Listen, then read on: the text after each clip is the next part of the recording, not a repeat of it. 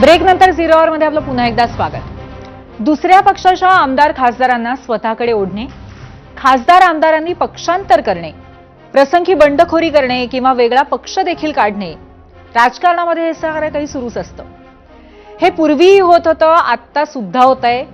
कदाचित आता त्याचं प्रमाण हे नजरेत यावं इतकं वाढलं असेल, पण आमदार खासदारांची पक्षातली ये जा काही नवीन नाहीये। कारण राजकारणामध्ये सत्ता हेच अंतिम ध्येय असतं आणि हे ध्येय गाठण्यासाठी राजकीय पक्षांकडून सतत प्रयत्न सुरू असतात। त्यात सत्ताधारी पक्षांनी यात फार मोठी आघाडी घेतली आहे हे मात्र सध्या नक्की आहे। आता सत्ताधाऱ्यांकडून अन्य पक्षाच्या खासदारांची इन्कमिंग करण्याचं निमित्त मतदारसंघ विलीनीकरण विधेयक मार्गी लावणं हे आहे आणि ते कसं हे आपण झिरो आवरच्या पहिल्या सत्रात बघितलंय। आता झिरो आवरच्या दुसऱ्या सत्रामध्ये आपण याच्याशी संबंधित दुसरा विषय बघूया। तुम्हाला माहिती आहे की तृणमूल काँग्रेसचे 20, ठाकरेंच्या शिवसेनेचे 6 असे एकूण 26 नवे खासदार आता केंद्रातील सत्ताधारी एनडीएच्या झोळीत आलेत। पण आता चर्चा सुरू आहे ती राष्ट्रवादी काँग्रेस शरद पवार पक्षाचं विलीनीकरण किंवा त्यांच्या एनडीएमध्ये येण्याचा मुद्दा। खरं तर ही चर्चा याआधी सुद्धा झाली आहे। मग आज असा विषय समोर येण्याचं कारण काय, असा प्रश्न तुम्हाला नक्की पडला असेल। आज हा विषय समोर येण्याचं कारण काल रात्री राष्ट्रवादी काँग्रेस आणि राष्ट्रवादी काँग्रेस शरदचंद्र पवार या दोन्ही पक्षांचे ज्येष्ठ नेते एकाच वेळी मुख्यमंत्र्यांच्या वर्षा बंगल्यावरती पोहोचले। आता ते अचानक भेटले की ठरवून भेटले किंवा इतर काही कारणामुळे भेटले हे आपण झिरो आवरच्या या सत्रामध्ये जाणून घेण्याचा प्रयत्न करणार आहोत। त्यांची ही भेट ठरवून असल्यास दोन्ही पक्षांचं विलीनीकरण होणार का की शरद पवारांचा पक्ष एनडीएमध्ये येणार, या चर्चा होणं स्वाभाविकच आहे। सध्या तरी हे सगळं चर्चा या स्तरावरच आहे, पण असं असलं तरीही राष्ट्रवादी काँग्रेस शरदचंद्र पवार पक्षाच्या गोटात काहीतरी नक्कीच सुरू आहे। ते काय हे आपण समजून घेणार आहोत, पण त्याआधी बघूयात आपला दुसरा प्रश्न। झिरो आवरचा आजचा दुसरा प्रश्न आहे, एकीकडे प्रफुल्ल पटेल, सुनील तटकरे तर दुसरीकडे जयंत पाटील हे एकाच वेळी वर्षा बंगल्यावरती भेटीला। काय वाटतं आणि पटतं? 3 पर्याय आहेत। वर्षावर वेगवेगळ्या खोलीमध्ये कदाचित असतील, वर्षावरती त्यांची अचानक भेट झाली असेल किंवा ही एक ठरवून झालेली बैठक आहे।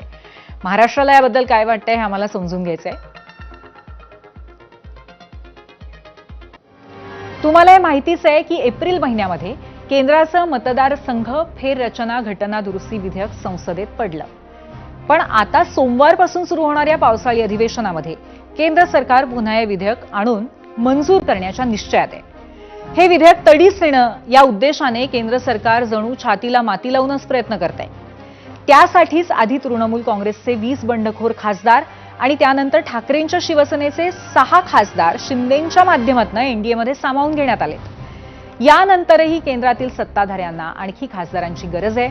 ती गरज पूर्ण करण्याचा मार्ग महाराष्ट्रात राष्ट्रवादी काँग्रेस शरदचंद्र पवार पक्षाच्या रूपात आहे। पण मग हा पक्ष एनडीएमध्ये येणार की त्यांचा मातृपक्ष असलेल्या मूळ राष्ट्रवादी काँग्रेस पक्षामध्ये विलीन होणार, हाही एक मोठा प्रश्न आहे।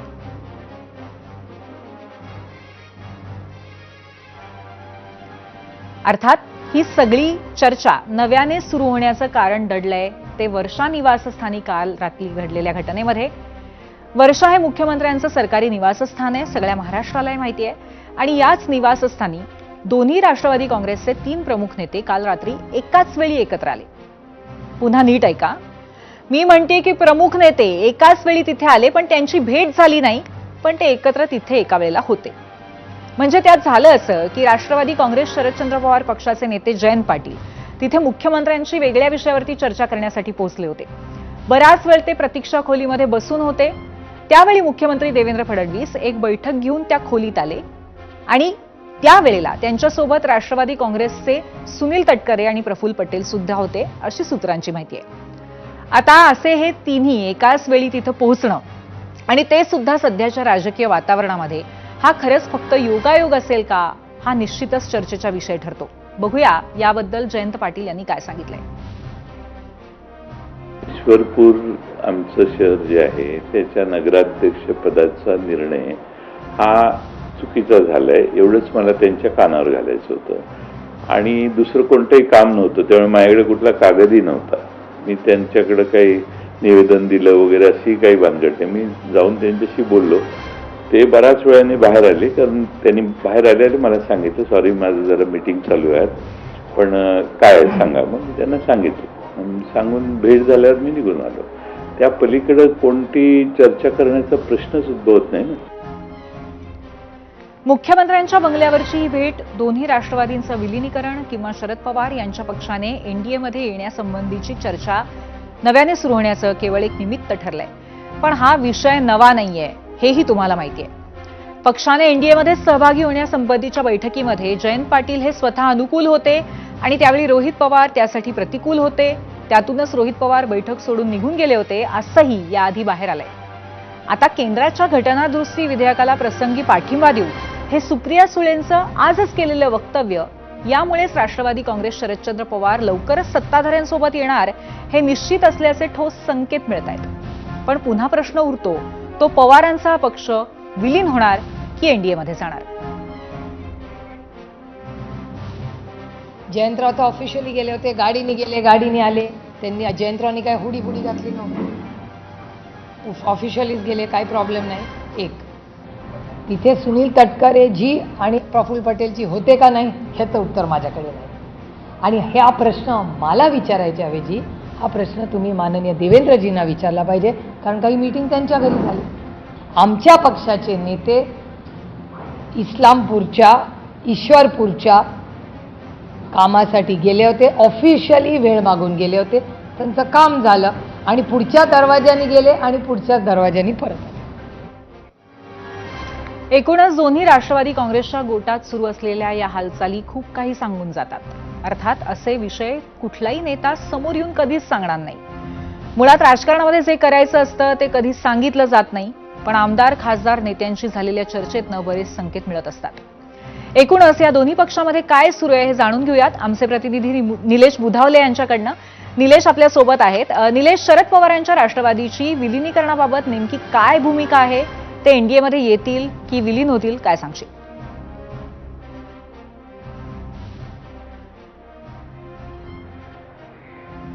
मागच्या काही दिवसांपासून राष्ट्रवादी काँग्रेस शरदचंद्र पवार पक्ष सत्तेत सहभागी होणार, मात्र तो मार्ग नेमका त्यांचा कसा असेल याबाबत देखील माहिती घेण्याचा प्रयत्न एबीपी माझाच्या वतीनं करण्यात आला.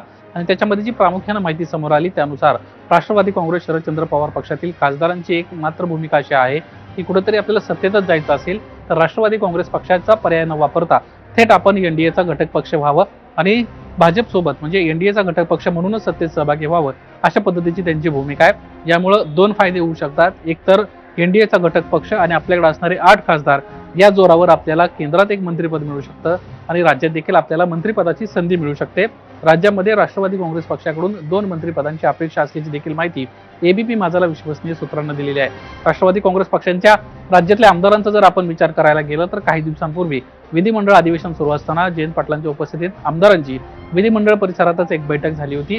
सध्या ज्या काही माध्यमांमध्ये चर्चा सुरू आहेत की राष्ट्रवादी काँग्रेस पक्ष काँग्रेसमध्ये विलीन होईल किंवा राष्ट्रवादी काँग्रेस पक्ष सत्तेत भाजपसोबत जाऊ शकतो, या अनुषंगानेच काही आमदारांकडून जयंत पाटील यांना थेट प्रश्न उपस्थित करण्यात आला. त्यावेळी रोहित पवार यांनी एक महत्त्वाची भूमिका मांडली.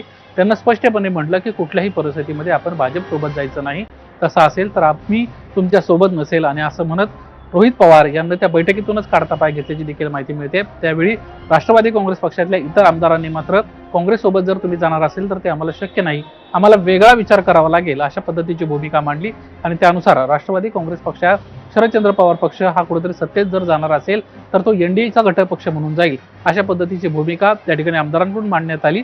आणि याला कुठेतरी जयंत पाटील यांना देखील दुजोरा दिला, अशा पद्धतीचीच माहिती एबीपी माझाला विश्वसनीय सूत्रांनी दिली आहे. आणि याचाच पुढचा टप्पा जर आपण पाहायला गेलं तर विनोद तावडे यांच्यासोबत देखील एका मुंबईतल्या पंचतारांकित हॉटेलमध्ये जयंत पाटील यांची बैठक झाली होती.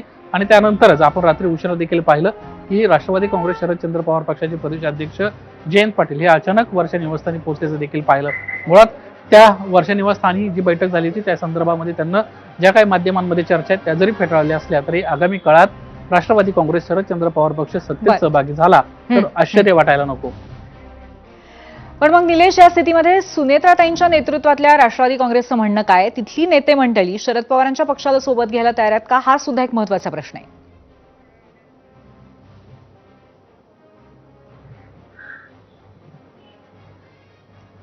राष्ट्रवादी काँग्रेस शरदचंद्र पवार पक्ष जरी राष्ट्रवादी काँग्रेस सोबत जाऊ इच्छित नसला तरी राष्ट्रवादी काँग्रेस शरदचंद्र पवार पक्षाला सत्तेत जर यायचं असेल तर त्यांच्या अनुषंगानं त्यांना काय पॅरामीटर्स असू शकतील या अनुषंगाने आपण ज्यावेळेस विचार करायला जातो त्यावेळी मुख्यमंत्री देवेंद्र फडणवीस यांचं नुकतंच दिल्लीमध्ये जे स्टेटमेंट आलं होतं ते अतिशय महत्त्वाचं मानलं जाते.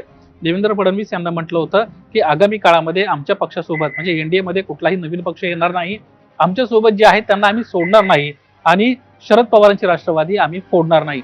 याचाच अर्थ असा होतो की जर शरद पवारांच्या राष्ट्रवादीला आमच्या सोबत यायचं असेल तर त्यांना अजित पवारांच्या राष्ट्रवादी सोबतच जावं लागेल, एकत्र व्हावं लागेल आणि त्यानंतरच ते एनडीएचा घटक होऊ शकतील.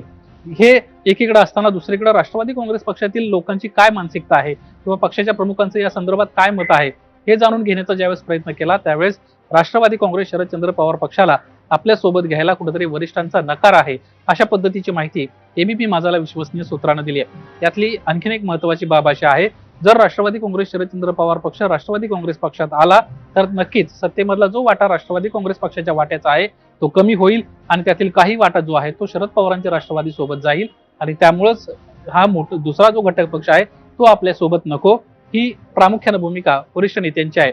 पक्षातील आमदार आणि खासदार यांच्याशी ज्यावेळेस आपण चर्चा करण्याचा प्रयत्न केला किंवा आमदारांशी बोलण्याचा प्रयत्न केला त्यावेळेस मात्र आणखीन एक महत्वाची अधोरेखित करण्यासारखी बाब समोर येते. पक्षातील आमदारांचं स्पष्टपणे म्हणणं आहे की सध्या जे त्यांच्या पक्षाचं नेतृत्व आहे त्यावर त्यांचा सध्या तरी विश्वास नाहीये. आगामी काळात जर पक्षाला गती मिळवायची असेल, पक्ष मोठा करायचा असेल तर नेतृत्व खंबीर असणं गरजेचं आहे. नक्कीच धन्यवाद निलेश दिलेल्या माहितीबद्दल. आणि यामध्ये काय घडतंय यावरती आपण नजर ठेवून असूच. तर आता या परिस्थितीनुसार राष्ट्रवादी काँग्रेसच्या दोन्ही पक्षांचं विलिनीकरण झाल्याचे फायदे आणि तोटे पक्षाच्या दृष्टिकोनातनं काय असतील याच्यावरती आपण एक नजर टाकूया. ग्राफिक्सच्या माध्यमातून जाऊयात आपल्या मीडिया सेंटरला. विलिनीकरणाचे फायदे की तोटे, नक्की काय घडेल, राष्ट्रवादी काँग्रेसची भूमिका, सत्तेतला वाटा विभागला जाणार हा तोटा असणार आहे अर्थातच, आणि राष्ट्रवादी काँग्रेस शरद पवार पक्षाची भूमिका, विलिनीकरणामुळे सत्तेत महत्व मर्यादित, एनडीए मधील महत्व कमी होणार राष्ट्रवादी काँग्रेस पक्षाचं आणि राष्ट्रवादी काँग्रेस शरद पवार पक्षाच्या दृष्टीने थेट एनडीएत गेल्यास केंद्रात मंत्रिपदाची आशा असणार आहे. राष्ट्रवादी काँग्रेस शरद पवार पक्षाकडनं पक्ष ताब्यात घेण्याची भीती राष्ट्रवादी काँग्रेससाठी महत्वाची भीती असू शकते या परिस्थितीमध्ये. तर राष्ट्रवादी काँग्रेस शरद पवार पक्षाची भूमिका जर पाहिली तर राज्यातल्या सत्तेत सुद्धा त्यांना वाटा मिळणार आहे, ही फायद्याची गोष्ट असेल.